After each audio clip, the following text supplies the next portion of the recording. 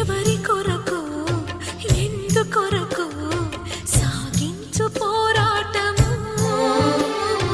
ఇల్లు విడిచి పల్లె విడిచి ఎన్నాళ్ళు ఈ నరకము